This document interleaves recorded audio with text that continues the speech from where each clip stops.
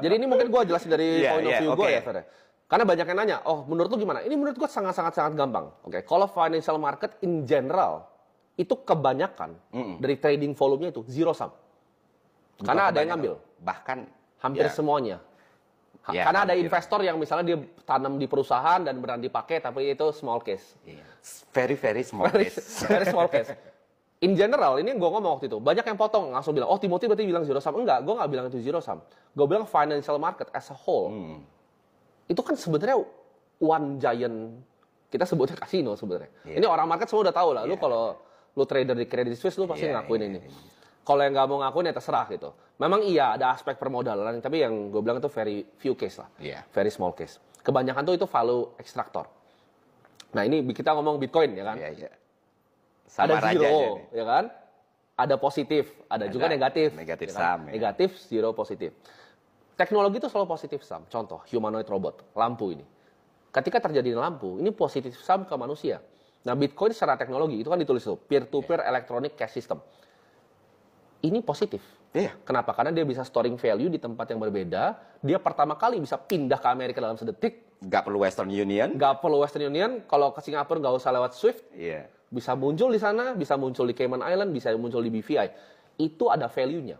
Ketika Rusia waktu kena sanctions, mereka yang punya teman-teman di Bali, itu hidupnya langsung transfer pakai Bitcoin. Betul. Itu ada value-nya sebagai peer-to-peer electronic cash system. Itulah kenapa kelompok teroris kayak ISIS bisa bertahan. Bisa bertahan. Karena itu nggak bisa diblokir dan nggak bisa di-trace. Bahkan Jack Dorsey udah bikin yang baru sekarang. Iya, yang nggak perlu online ya. Itu gue juga belum pelajari secara detail, tapi itu sinting sih. Itu sinting. Jadi dia ngejam semua bluetooth-nya orang. Itu baru. Itu gue juga belum bisa ngomong full karena gue belum pelajari secara full, tapi udah bisa gitu. Kalau buat yang tanya kalau internet mati, yang hidup mungkin cuman Bitcoin. Yang lain beneran bisa mati, YouTube, Google bisa mati, tapi itu nggak bisa mati. Itulah kapasitas society ya. Melihat hal kayak gitu nggak dibicarain. Ini gila loh. Tapi ntar lanjut deh. Itu ada store of value. Intinya apa? Store of value itu di saat orang bisa menjadi penyimpanan uang. Ya kan? Contohnya seperti emas, itu penyimpanan uang. Ini basically kayak emas, tapi ini bisa digital, bisa dipecah, divisible, bisa di-form lagi, bisa ditransfer kemana-mana. Energi ya. Energi. Storing energi. Tapi apakah Bitcoin secara intrinsik mengenerate value? Jawabannya tidak. Gitu. Sama kayak lu berlian lah, Fer. Berlian lu bisa bawa-bawa kemana-mana, tapi kan tetap bisa kena scan kan? Walaupun lebih susah di-scan dari emas, tapi bisa tetap kena scan. Bitcoin lu tinggal badan gini bawahnya. Kalau benar-benar ngerti ya. Nggak butuh. Orang banyak kira, oh butuh walletnya. Enggak, Pak. Itu nggak butuh. Itu buat ngomong ke blockchain ya, tapi lu nggak butuh itu untuk akses. Gue bisa pakai badan gini dengan kemampuan gue bisa cari di blockchain-nya. Tapi ya nggak semua orang bisa seperti itu. Itu value. Udah clear itu value. Tapi ya, kalau misalnya gue ngomong trading Bitcoin, aksi jual dan membeli. Jual dan membeli, itu pasti ada yang rugi, Fer. Nggak mungkin dong. Karena dunia ini nggak begitu cara kerjanya. Betul. Lu bikin restoran, ada restoran sebelahnya, itu restoran sebelahnya customer-nya geser. Jadi jawabannya adalah kalau lu trading Bitcoin, crypto, lu trading saham, lu trading bonds bahkan. Emas sekalipun. Lu bahkan trading emas, itu zero sum. Harus ada yang kalah, buat orang lain ada yang menang. Ini gampang sebenarnya konsepnya. Teknologi positif, ya kan. Lu mau trade ini, lu dibunuh sama Jane Street, Millennium Management, hedge fund yang besar-besar lah. Lu nggak akan bisa lawan algonya mereka. India kan baru dibantai mereka, 70T di bawah tuh. Apakah itu create value? Enggak. Nah sekarang kita ngomongin Bitcoin-nya secara fundamental ya. Ini banyak yang nggak jelasin seperti ini, tapi ini yang gue jelasin untuk Andrew. 21 juta koin, anggap 2100, sudah tambang semua. Gue kasih ke Ferry Irwandi, semuanya. Value-nya berapa, Fer? Semua koin itu untuk lu. Value koinnya berapa? Exactly 0. Iyalah, karena kan banyak yang tanya, intrinsic value-nya apa? Intrinsic value-nya tadi, store of value. Di luar ini beneran nggak ada. Nggak ada. Karena contoh, gue punya perusahaan Bank of America.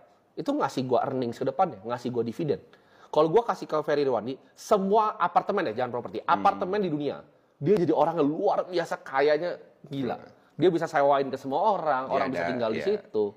Ada value creation-nya. Rental fee. Ada rental fee ya. Tapi kalau 21 juta koin ini gue serahkan ke dia, dan orang lain gak ada yang pegang, itu jadi exactly 0.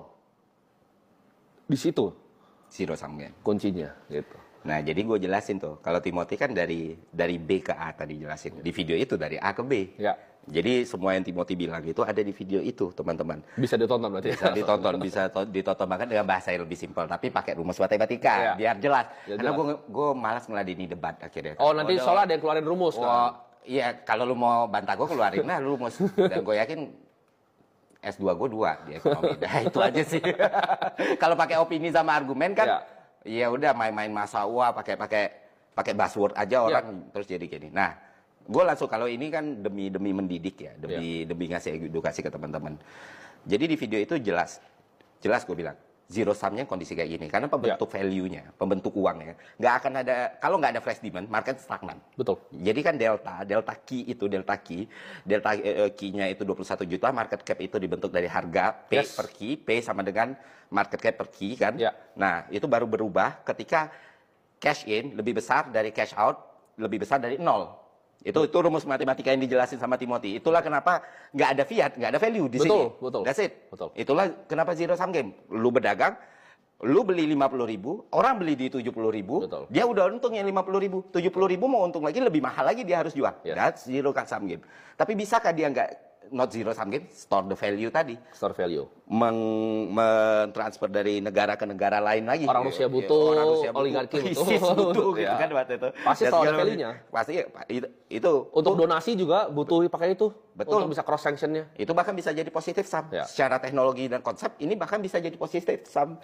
Nah, kesalahan dari Gabriel Ray, gue nggak kenal personal, nggak pernah ketemu, nggak pernah interaksi juga adalah mungkin dia salah bahasa sih. Dia bilang cost of production. Yang mana itu buat negatif sum. Kalau cost produksi dari sebuah aset itu negatif. Negatif. Seharusnya proses produksinya mungkin bisa. Tadi gue sebutnya kan trading kripto. Tapi ada satu lagi. Misalnya trading kripto dengan fitur derivatif di mana di situ ada funding fee. Ini walaupun gue sebagai owner action harus fair dong. Harus fair. Kalau ada funding fee atau ada fee dalam transaksi tersebut, itu berarti ada house-nya yang ngambil extract value. Ya, itu jadi negatif di meja poker lah ya. Itu negatif sum. Cuman apakah ini jelek? Enggak, karena yang disebut bandar tadi itu memfasilitasi lu bisa membeli asetnya. Kalau nggak ada ini kan lu nggak bisa main. Sama. Nggak ada kasino lu nggak bisa main bakarat. Nggak bisa main bakarat, nggak bisa main poker gitu. Gua nggak pernah main bakarat. Contoh. Kalau nggak ada kasinonya ya nggak bisa main. Gitu. Jadi itu fasilitator.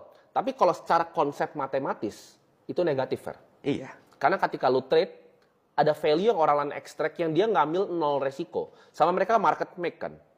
Jadi mereka harus ngisi likuiditas buat lu bisa ngisi bid dan offernya. Ini sudah pasti negatif sum. Negatif sum sebenarnya. Tapi untuk lu masuk ke situ ya lu harus pakai house rule-nya dong. Iya, betul. Lu pakai rumahnya orang ya lu harus ikutin aturan rumahnya. Harus ada yang lu sisihkan untuk orang yang punya rumah ini. Sederhananya kayak gitu. Mengeluarkan energi dan biaya kos produksi untuk membeli suatu aset itu negatif. Jadi kalau sebagai store of value positif, lu trading ini pure trading itu zero sum menurut gua. Tapi kalau ini ada fee-nya terkait dengan ini, ada biayanya negatif dong. Iya, sama kayak lu logika sederhana kan sebenarnya. Iya, benar. Sama kayak lu main bakarat kalau lu pick di banker. Oh, betul. Pasti ada 6% yang berkurang daripada lu di player. Benar. Lebih gampang misalnya main poker deh. Main poker ada rake-nya kan dari kasino. Rake-nya itu negatif sum gitu. Karena kalau selalu menang ya lu main-main lawan masing-masing aja gitu kan.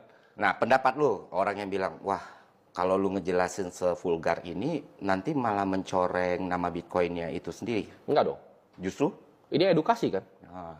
Karena gue selalu ambil edukasi yang menurut gue itu benar. Kalau iya, gue bilang iya, enggak, gue bilang enggak. Bukan karena gue punya exchange, jadi gue bilang ini positif sum loh.